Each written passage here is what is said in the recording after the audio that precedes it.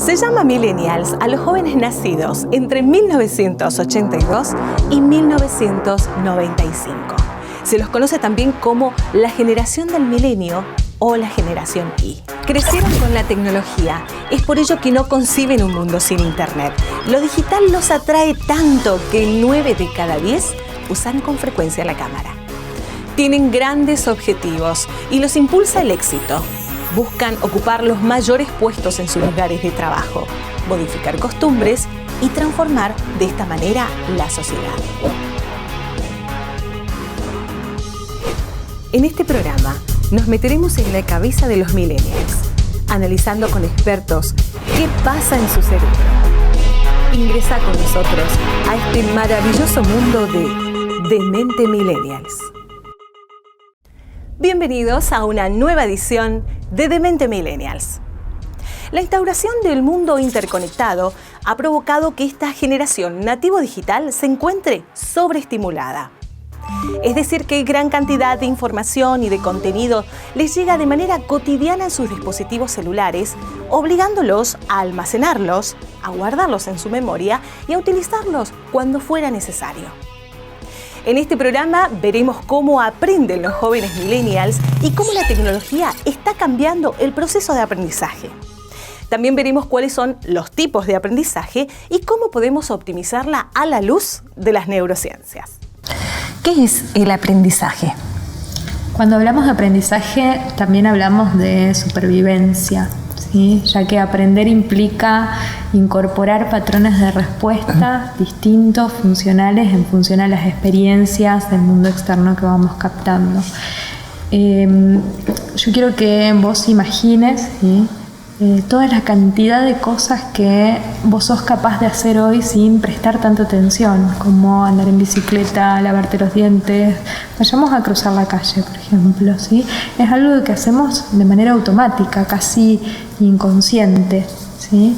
Pero para que vos puedas realizar esa acción, tuviste que haber incorporado, asimilado un montón de información del mundo externo, ¿sí? Para eso te voy a preguntar a vos, Male, ¿dónde pensás que están las neuronas? En el cerebro. ¿Vos sabés que no? Eso es un mito. Tenemos neuronas en todo el cuerpo. Claro, ¿sí? Siempre se relaciona el cerebro con las neuronas, pero cierto, tenés razón. ¿Viste?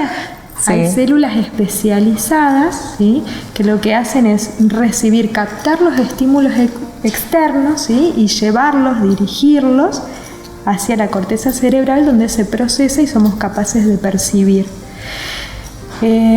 Este proceso, ¿no? Esta vía aferente es indispensable para que vos puedas aprender, para que tu cerebro incorpore esa información externa y que vos puedas después utilizarla cuando sea necesario. Bien, es decir que entonces nuestro cerebro sería fruto también de la evolución. Claro, claro que sí. De hecho, Lambert lo que hace es postular la teoría del cerebro triuno, en donde va describiendo cómo va evolucionando nuestro encéfalo, ¿sí?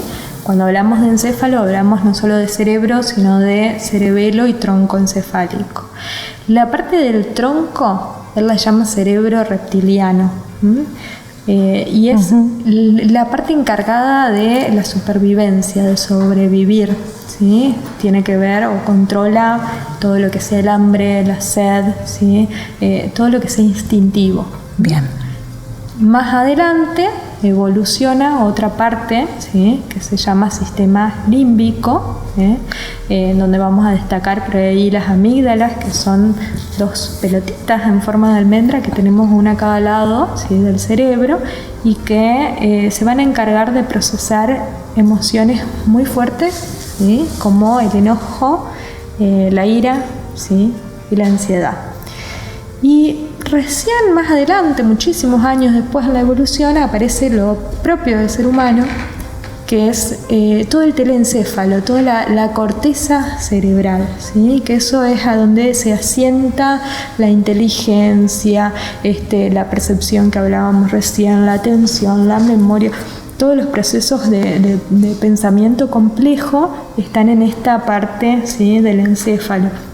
El encéfalo, o sea, más que nada esa corteza, es lo que nosotros vemos en general en las imágenes cuando vemos los cerebros, que vemos que está todo arrugadito. Sí. Eso es la corteza y es lo más nuevo en la evolución. Y va a estar dividido en dos partes, el hemisferio izquierdo y el hemisferio derecho, dividido por la fisura interhemisférica.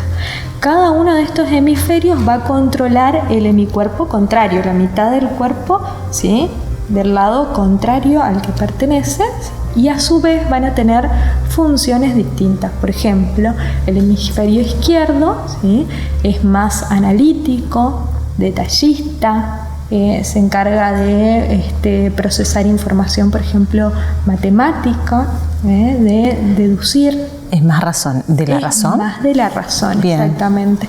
A diferencia del hemisferio derecho, ¿sí?, y al revés, Sí. yo, del hemisferio derecho que controla Sí. el hemiscuerpo izquierdo, y que se va a encargar de todo lo que tenga que ver con la creatividad, con Bien. la inducción, la música, lo visoespacial también, ¿sí? Bien, eso tiene que ver con la evolución, y nosotros los modos en que vamos aprendiendo, ¿sí?, va a ir utilizando esta parte del encéfalo. Qué interesante, ¿no? Se pueden desprender muchas cosas de esto. Pero nos interesa saber si es lo mismo aprendizaje que memoria. Bien, a ver, el aprendizaje y memoria conforman una unidad neurobiológica, o sea, no puede estar el uno sin el otro, pero Bien. no son lo mismo.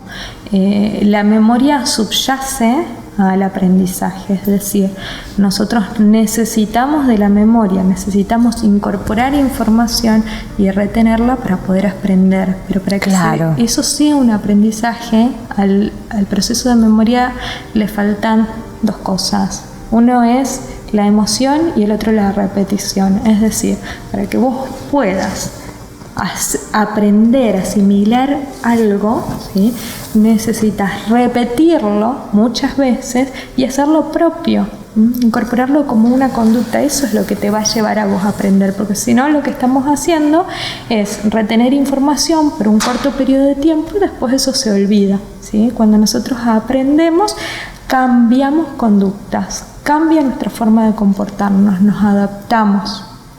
Bien. Y existen diferentes tipos de aprendizaje, ¿no? Sí, existen distintos tipos de aprendizaje. Uno de ellos es el aprendizaje emocional, que tiene que ver con, lo que nosotros sentimos, ¿sí? Y es instintivo, es rápido, no requiere gran gasto de energía y lo aprendemos casi de manera inconsciente. El aprendizaje ejecutivo cognitivo, que también tiene a su vez dos partes, un aprendizaje cognitivo ejecutivo emocional, se encarga más que nada del mundo interno. Bien. Y se va a dividir a su vez en dos componentes, uno que es intrapersonal y otro que es interpersonal. El intrapersonal nos sirve a nosotros para conocernos a nosotros, para hacer una introspección, para poder entender qué es lo que estamos sintiendo, cómo estamos viviendo. Y el interpersonal, para esto que hablábamos la vez pasada de la empatía, ¿sí? Poder comprender Bien. al otro, poder incluso a veces predecir las conductas. El cognitivo ejecutivo intelectual, que es el otro, nos sirve para los contenidos académicos, para poder estudiar una carrera, ¿sí? Para poder seguir, y demanda mucho gasto de energía, mucho esfuerzo, y por eso también a veces nos sentimos cansados, agotados, y es algo que se olvida. Eso iba a preguntar, si es de corto plazo, porque suele pasar. No es de corto, no necesariamente tiene que ser de corto plazo. Bien. Por eso te decía hoy, le faltaría este componente de poder repetirlo y de la emoción que conlleva, ¿no es cierto?, el hecho de poder contarlo, por ejemplo, a alguien que queremos, o aplicarlo en una situación de la vida cotidiana. O sea, se puede pasar a largo plazo. Bien. Cuando hablamos de aprendizaje, también nos referimos a supervivencia, ya que la principal función de aprender es poder aumentar las opciones de respuesta que garanticen el control del mundo exterior. Los seres humanos, al igual que otras especies, poseen ciertos conocimientos innatos genéticos que le garantizan la conservación de la raza. Durante la evolución del ser humano, el cerebro se ha adaptado a los avances de la civilización y ha desarrollado a través del aprendizaje capacidades mentales que le aseguraron la supervivencia. De este modo, el aprendizaje comprende el proceso en el que los conocimientos y habilidades se incorporan con la finalidad de adaptar y mejorar ciertas capacidades de un individuo. Con el reciente uso de las tecnologías de la información y comunicación, los jóvenes nacidos durante esta era digital incorporaron habilidades de comunicación e interacción excepcionales, volviéndose extremadamente rápidos y adaptándose a los cambios constantes.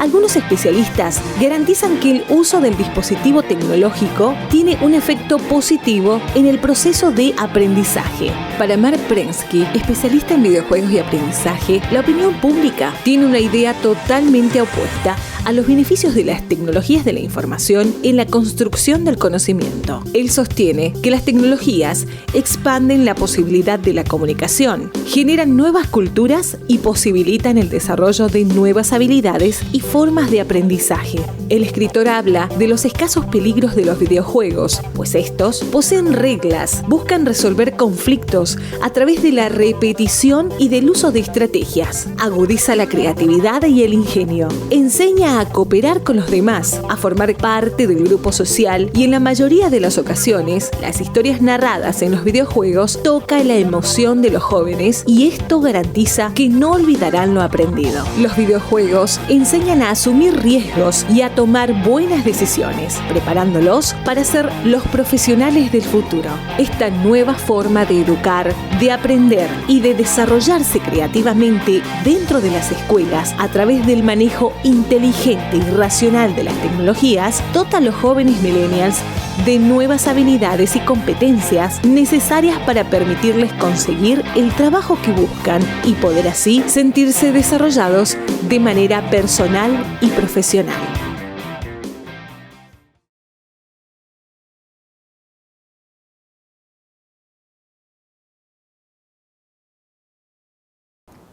La tecnología que utilizamos cotidianamente tiene la capacidad de modificar nuestro cerebro mucho más de lo que nosotros nos imaginamos. Según hallazgos científicos de las últimas décadas, demuestran que nuestro cerebro es un órgano plástico constituido por neuronas que pueden regenerarse y, en consecuencia, pueden remodelarse constantemente de acuerdo a las experiencias que vivimos. En consecuencia, el cerebro humano tiene la capacidad de remodelarse, de cambiarse, de adaptarse a las experiencias a las cuales es sometida. Este concepto se lo conoce como plasticidad cerebral. Bien, en este tema también se está viendo en el plano educativo cómo se está tratando de modificar el aprendizaje emocional, ¿no es cierto? La educación emocional. Pero nos interesa saber ahora si es que existe la posibilidad de modificar el cerebro con el aprendizaje. ¿Se puede? Tú sabes que se hizo un estudio con taxistas de Londres para poder evaluar esto que vos me estás preguntando. Lo que hacían era escanearles, hacer un mapeo cerebral, aparte de un montón de test de visoespaciales, de memoria, de atención, ¿sí? Y antes, porque ellos en Londres para poder ser taxista tienen que pasar un examen en donde tienen que dar cuenta de que conocen los más de 100 puntos turísticos, las más de 25.000 calles que hay, o sea que es un estudio bastante arduo y que muchas veces, o sea, muchos de ellos desaprueban o terminan desistiendo del intento. Entonces lo que se hizo fue, antes de que empiecen a estudiar, hacerles estos test, escanearles, hacerles un mapeo cerebral y tomar un grupo control que no esté por hacer la prueba. Les volvieron a hacer los mismos test y las mismas pruebas después de haber finalizado la evaluación y notaron que los 39 que ingresaron y que estaban conduciendo su taxi en ese momento habían modificado una estructura cerebral, ¿sí?, asociada a la memoria visual y espacial.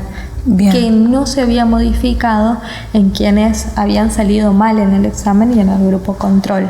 Es decir, que con este experimento, con esta investigación se pudo demostrar que hay un cambio en la materia gris. Es decir, nosotros, ¿no?, las neuronas, vos sabés que las células todas juntitas forman tejidos, ¿sí? Bien. Los cuerpos neuronales todos juntos forman núcleos grises, ¿sí? Nosotros con esta investigación podemos ver de que esos núcleos grises aumentan su tamaño.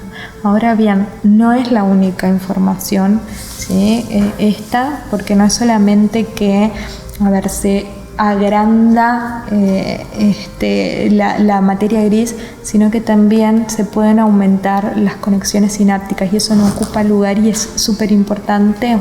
Es algo muy novedoso, porque antes se pensaba que las conexiones sinápticas y todo lo que sea masa encefálica terminaba de crecer hasta los 3 años. Y eso que hizo que los papás nos desesperáramos en querer sobreestimularlo del chico para que hasta los 3 años tenga, ¿no?, un cerebro importante y capaz de incorporar contenido para cuando sea adulto. Y esto ahora se comprobó que no es así. De hecho, por ejemplo, si yo tengo un ACV ahora y pierdo algunas capacidades, ¿sí?, por ejemplo el habla, vamos a poder recuperarla gracias a la neuroplasticidad, más allá de que esa zona murió. Esa zona de la corteza, por ejemplo, ¿sí?, en un ACV, un accidente cerebrovascular, lo que pasa es que muere un grupo de neuronas y por eso pierdo la funcionalidad. Y sin embargo, no, vos sabés que más allá de que hay en algunos sectores, ¿sí?, del encéfalo en donde las neuronas pueden reproducirse, en general no se puede. Lo que aparecen son células de la glía, otras células que vienen a ocupar su lugar, pero que no pueden transmitir impulso nervioso. Entonces, no es que se vuelve a recuperar ese pedacito de masa encefálica, sino que se amplían las redes, las vías, la sustancia blanca, ¿sí? Bien. Y puedo yo, por otro camino, volver a tener la misma función. O sea que queda desterrado el mito de que una persona cuando ya es grande, porque hay muchas personas por ahí dicen no puedo aprender más porque ya soy grande, no voy a aprender. Eso es un mito. Es un mito totalmente. Bien. Es más, así como dicen el aprender no ocupa lugar, el aprender me va a ayudar a mí a agilizar mi cerebro. Pensemos en el cerebro como un músculo. Claro. ¿Entendés? Si yo no lo ejercito, ¿qué pasa con el músculo? Se atrofia. ¿Sí? Bueno, el cerebro también tenemos que mantenerlo en actividad y estimularlo constantemente, y eso también nos va a posibilitar a nosotros, por ejemplo, prevenir enfermedades que conllevan un deterioro cognitivo. Bueno, de hecho por ahí se ven en las redes sociales esto de que se mandan memes diciendo, o información de que si por ahí uno está acostumbrado a cepillarse, por ejemplo, los dientes con una mano, utilice la otra justamente para poner a trabajar el cerebro. Exacto. Vos sabés que de todas maneras yo no te recomendaría eso. A ver. Porque si vos, ejercitás el cepillado de diente con la otra mano, lo que vas a hacer es estimular una porción muy, muy chiquitita de tu cerebro. Yo lo que te voy a recomendar es vivir experiencias nuevas. ¡Ay, qué lindo! ¿En serio? Viajar, hacer algo distinto. Sí. O sea, cuando, por ejemplo, nosotros estamos escuchando, ¿qué hacemos? Llegamos a los 30 años y hay un repertorio de música que nos gusta y siempre escuchamos lo mismo. Vamos a los mismos bares, nos juntamos con la misma gente. Eso hace que no se estimule las conexiones. Es muy millennial eso que me estás diciendo. Sí, pues los millennials, viste que les gusta mucho viajar y todo eso, así que estimulan su cerebro constantemente. Es así. Sí. En relación al aprendizaje, sí me gustaría comentarte, Marín, que hablando de esto de los millennials, es algo que nosotros necesitamos conocer, todo el tema de cómo funciona el cerebro, cómo funciona la educación, porque generacionalmente hubo un cambio. Los baby boomers, la generación X, que son la generación que está antes de los millennials, eran personas muy analíticas, o personas objetivas, personas que iban, ¿no? Decía la vez pasada, por un objetivo, se cumplía, era visualizable ese objetivo y continuábamos por otra cosa y de ese modo se iba creciendo, ¿sí? El dispositivo de enseñanza, la educación, está adaptada a ese tipo de personas, a un tipo de persona que opera ¿con qué hemisferio cerebral? Y sería con el izquierdo, claro, de este lado, el izquierdo. Exactamente. El millennial tiene un mayor desarrollo en el hemisferio derecho. Son creativos, son soñadores, ¿sí? Les gusta la música, les gusta emprender, exactamente. Entonces no podemos pretender que un modelo de enseñanza, ¿sí? que está orientado a un proceso de aprendizaje guiado por un hemisferio cerebral contrario al que se usa hoy, nos sirva a los millennials. Tenemos que buscar otras estrategias como por ejemplo utilizar imágenes llamativas, porque somos muy visuales, ¿sí? Claro. No nos gustan los preámbulos, nos aburren. Estamos acostumbrados, junto con los medios de comunicación que vos decías, a buscar información rápida, a ir a lo que buscamos y esto queremos. Antes éramos más de catalogar, ¿cierto? Las generaciones anteriores de buscar, de ir a los índices, de ir a la biblioteca, de tener que localizar la información. Nosotros ahora los millennials no necesitamos eso porque tenemos el dispositivo a mano, entonces necesitamos una información y en todo caso lo que vamos a hacer es elegir cuál de todas nos gusta más o cuál de todas queremos exponer, ¿se entiende? Claro. Pero ya cambió todo y debería cambiar también los modelos de enseñanza. Yo estoy segura de que si alguien comienza la carrera que vos hiciste, Malen, hoy, va a ser exactamente igual, ¿sí? a los días en que vos lo estabas estudiando. Claro. ¿Sí? Y incluso en la secundaria, la primaria, los modos de enseñanza son los mismos que hace 30, 40, 50 años, quitando los golpes, ¿sí? Gracias a los derechos humanos, porque te acordás que antes la maestra te pegaba y iba el papá y le decía otra vez, ¿no es cierto? Decime por qué le pegó a mi hijo, porque se tiene que portar bien, ¿no? Hoy, gracias a los derechos humanos, eso ya no tenemos, suerte, ¿sí? Pero incorporamos otras formas, no incorporamos, mejor dicho, otras formas de enseñanza. Claro. Eso es lo que tenemos que Como la cambiar. vez pasada que hablamos justamente de que las empresas o los líderes de empresa tenían que adaptar sus estrategias para que los millennials queden dentro de las empresas, hoy también quizás se está dando, este viraje se tiene que dar también dentro de la educación. Quizás por eso también estamos viendo estos grandes porcentajes de deserción escolar y estas cuestiones que por ahí hasta los padres muchas veces no nos encontramos con las herramientas, primero para comprender a esta generación y segundo para adaptar el contenido que estos millennials necesitan adquirir para desarrollarse dentro de este mundo nuevo que aparece. Totalmente, los contenidos dados de este modo nos aburren y también hace que no vayamos en búsqueda, ¿no? Que nos estimule ese deseo por aprender. Yo creo que el docente tiene que dejar de querer ser el centro de la atención y empezar a buscar que sea el alumno quien busque. Nosotros aprendemos por observación, por imitación, por ensayo y error, por descubrimiento, ¿sí? Pero como millennial que soy, te digo, nos importa bastante poco el título colgado en la pared, así como la búsqueda que decíamos recién de experiencia. ¿Sí? Entonces, el docente, las instituciones educativas, incluso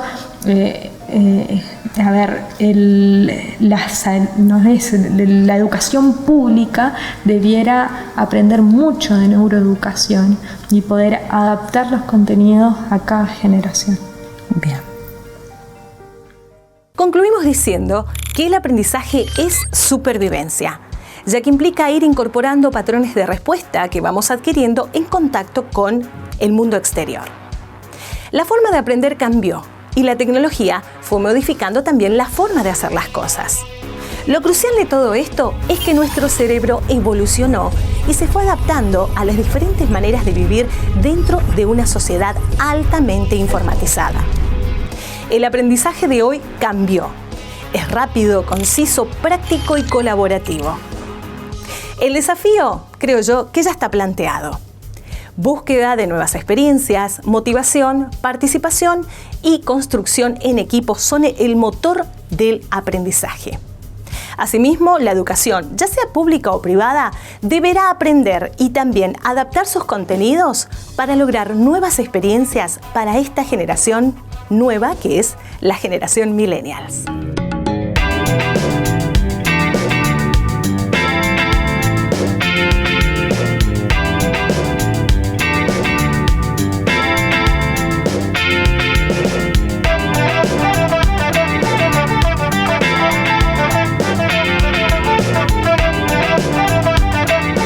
Este proyecto ha sido ganador del Fondo de Fomento Concursable para Medios de Comunicación Audiovisual, un mecanismo de fortalecimiento de la pluralidad de voces y subsidiado por el Ente Nacional de Comunicaciones, bajo la licencia del Creative Commons Atribución Compartir Igualdad 2.5 Argentina.